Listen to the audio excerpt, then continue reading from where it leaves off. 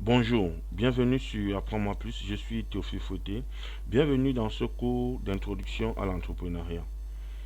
De nombreux observateurs du secteur ont débattu de l'origine de l'entrepreneuriat et il convient de noter ici que la plupart des chercheurs qui débattent de l'origine de l'entrepreneuriat sont soit des économistes, soit des historiens. Le forum commun admet que le concept d'entrepreneur dérive du concept français entreprendre, qui correspond étroitement au concept anglais de business conduct. Dans ce sens, entreprendre. Du point de vue des affaires, entreprendre signifie tout simplement démarrer une entreprise. Je me répète. Du point de vue des affaires, entreprendre signifie tout simplement démarrer une affaire. D'accord? La théorie de l'entrepreneuriat a évolué au cours de plusieurs décennies de croissance des entreprises et a reçu de nombreuses définitions et caractéristiques de la part de différents chercheurs qui estiment que certaines qualités sont communes à la plupart des entrepreneurs. Les fondements de l'entrepreneuriat reposent sur l'économie, d'autres disciplines telles que l'histoire, la politique, l'éducation, la culture, l'expérience et le réseautage. Je me répète.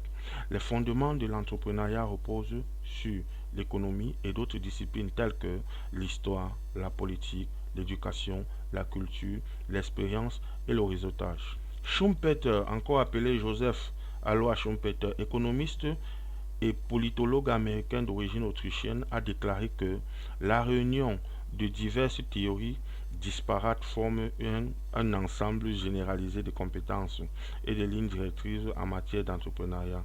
Il a ensuite énuméré les caractéristiques des entrepreneurs comme ceci. 1. Porteur de risque. 2.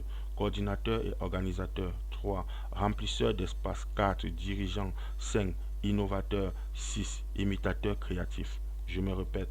Donc, les 6 caractéristiques que Schumpeter a données concernant les entrepreneurs sont ceci. En 1, l'entrepreneur est porteur de risque.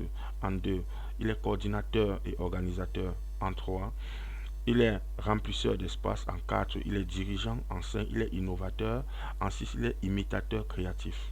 Schumpeter considère que même si ces caractéristiques ne sont pas les seules, elles contribuent dans une large mesure à expliquer pourquoi certaines personnes deviennent entrepreneurs alors que d'autres ne le deviennent pas.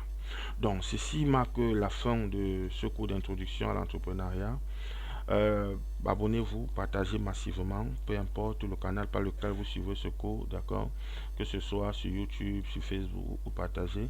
Et surtout, activez les cloches de notification afin de ne pas manquer les prochains cours qui vont suivre. Merci. Le prochain cours sera qu'est-ce que l'entrepreneuriat, d'accord? Merci. À la prochaine.